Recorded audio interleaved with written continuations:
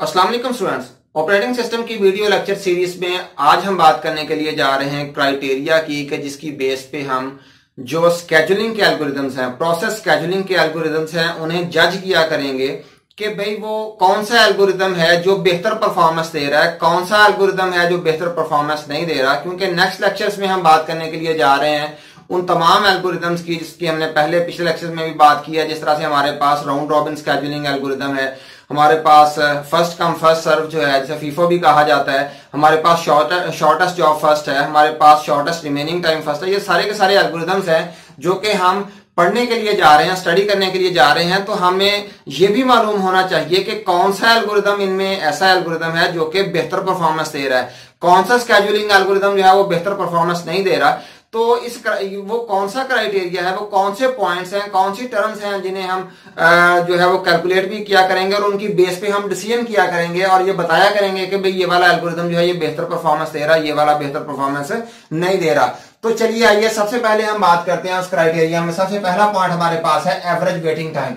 Average waiting time जो है, waiting time जिस तरह से हमें पहले ही पता है कि वेटिंग टाइम वो वाला टाइम है जो कोई भी प्रोसेस इंतजार करता है, सीपीयू को असाइन करने का इंतजार करता है कि तब तक जब तक उसे सीपीयू असाइन नहीं हो जाता। तो सबसे पहले हम बात करते हैं एवरेज वेटिंग टाइम की। एवरेज वेटिंग टाइम जिसे हम पहले ही पता है हमें कि वो वाला टाइम जो कोई भी प्रोसेस वेट करता है तब तक जब तक उसे सीपीयू असाइन नहीं किया जाता, जब तक उसे एग्जीक्यूशन उसकी स्टार्ट नहीं हो जाती, उसे क्या कहा जाता है, वेटिंग टाइम कहा जाता है। पिछले भी लेक्चर में मैंने ये बताया था कि वेटिंग टाइम में जो टाइम होता है आईओ डिवाइसेस को लिए वेट करने का या कोई भी और किसी किस्म का भी वेट जो है वो प्रोसेस करता है, वो इसमें इंक्लूड नहीं किया जाता। यहां पे एक अज्यूम ये किया जाता है कि किसी भी प्रोसेस को आईओ पे जाने की जरूरत नहीं है, उसके पास उसे जिस चीज की भी जरूरत है उसके पास ऑलरेडी मौजूद है और उसने बस जस्ट क्या करना है, एग्जीक्यूट होना है। तो वेटिंग टाइम हमारे पास वो वाला टाइम जो कि कोई भी प्रोसेस जो है वो वेट करता है एग्जीक्यूशन होने के लिए। तो हमारे पास जो minimum waiting time is ideal या डिजायरेबल, तो होना ये चाहिए कि वेटिंग टाइम कम से कम हो, तब जो है वो हमारा जो है हम ये कहेंगे जो है वो ये कह सकते हैं कि भाई हमारा जो स्केजुलिंग एल्गोरिदम है वो बेहतर परफॉर्मेंस दे रहा है। एवरेज वेटिंग टाइम जो है उसे कैलकुलेट करने का क्या फार्मूला है, sum of waiting time of all process over total number of processes. जो भी वेटिंग टाइम हमारे पास आ चुका है, वेटिंग टाइम का जिस तरह से हमें पहले ही पता है कि वेटिंग टाइम क्या होता है, वेटिंग टाइम होता है turn around time minus burst time. Burst time वो वाला टाइम जो उसका एग्जीक्यूशन टाइम भी जिसे कहा जाता है, यानी कि टर्न अराउंड टाइम जो कि टोटल टाइम होता है स्टार्ट से अराइवल टाइम से लेके एग्जिट टाइम का, उसे क्या कहा जाता है, टर्न अराउंड टाइम। और बर्स्ट टाइम कौन सा होता है, जो वो एग्जीक्यूशन करता है। जाहिर सी बात है अगर इस सारे के सारे टाइम में से वो वाला टाइम निकाल दिया जाए जिसमें वो एग्जीक्यूट हो रहा है, तो वो हमारे पास कौन सा टाइम आ जाता है, वो वेटिंग टाइम आ जाता है। तो सारे के सारे प्रोसेसेस हम उनका वेटिंग टाइम निकाला करेंगे और बाद में उन तमाम का सम करके जमा करके उसे टोटल नंबर ऑफ प्रोसेसेस से डिवाइड कर देंगे, तो हमारे पास क्या आ जाएगा, एवरेज वेटिंग टाइम आ जाएगा। और हमने ये पहले बता दिया है कि मिनिमम वेटिंग टाइम जो है वो आइडियल होता है, वो डिजायरेबल होता है। इसके बाद बात करते हैं एवरेज टर्न अराउंड टाइम की। अब टर्न अराउंड टाइम जो है ये हमें पहले ही पता है कि टर्न अराउंड टाइम क्या होता है, ये होता है बर्स्ट टाइम या जिसे हम एग्जीक्यूशन टाइम भी कहते हैं, burst time plus waiting time. Burst time वो वाला टाइम जो कि उसने गुजारा है करने में, एग्जीक्यूशन करने में, और वेटिंग टाइम जाहिर सी बात है जो कि उसने वेट किया है, इंतजार किया है। तो ये दोनों को मिला के हमारे पास क्या बन जाता है, टर्न अराउंड टाइम बन जाता है। और टर्न अराउंड टाइम जो है इसकी भी एवरेज जब हम निकालेंगे तो तमाम के तमाम प्रोसेसेस का टर्न अराउंड टाइम निकाल लेंगे और उन्हें सम अप करके फिर उन टोटल नंबर ऑफ प्रोसेसेस से उन्हें जब डिवाइड करेंगे, ये वाला हमारे पास जो है वो फॉर्मूला बनेगा।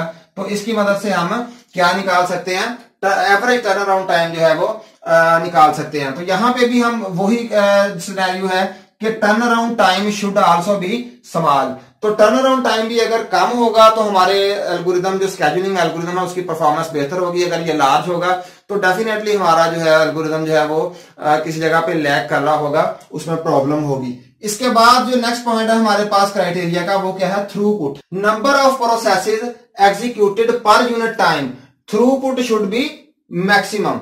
अच्छा, अब इसकी डेफिनेशन क्या है कि number of processes executed per unit time, एक जो टाइम का एक हिस्सा है, फॉर एग्जांपल वो 1 सेकंड भी हो सकता है, वो 10 सेकंड भी हो सकता है, वो 10 मिनट्स भी हो सकता है। जो भी पर यूनिट टाइम हमने डिसाइड कर लिया, उतनी देर में कितने नंबर ऑफ प्रोसेसेस जो है वो सीपीयू ने एग्जीक्यूट किए हैं, इसे क्या कहा जाता है, इसे थ्रूपुट कहा जाता है, यानी कि क्या परफॉर्मेंस दिया हमारे सीपीयू ने, यानी कि एक खास वक्त के हिस्से में उसने कितने जो है वो प्रोसेसेस है उन्हें एग्जीक्यूट कर दिया है।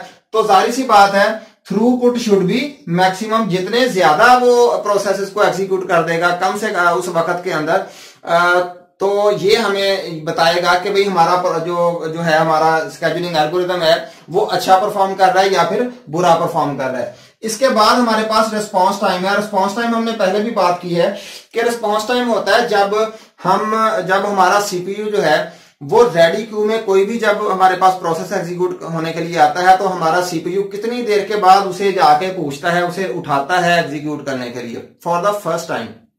कंप्लीट एग्जीक्यूशन की हम बात नहीं कर रहे, हम बात कर रहे हैं कि भाई हम प्रोसेस जो है वो रेडी क्यू में आ चुका है, अब सीपीयू जो है वो कितनी देर के बाद उससे रिस्पांस देता है, उसे जाके उठाता है एग्जीक्यूट करने के लिए फॉर द फर्स्ट टाइम, तो वो उसका क्या हो जाएगा, वो रिस्पांस टाइम हो जाएगा। इसके बाद जो है minimum response time is ideal या minimum response time is desirable. तो रिस्पांस टाइम जो है ये भी डेफिनेटली कम से कम होना चाहिए, जल्दी से जल्दी जो है वो सीपीयू को रिस्पांस देना चाहिए जो है उसे प्रोसेस को। इसके बाद है CPU utilisation. Definitely CPU utilisation यही है थ्रू हमारे पास जिस तरह से थ्रूपुट है कि भाई CPU should be remain busy most of the time, तो मैक्सिमम वैल्यू इज आइडियल।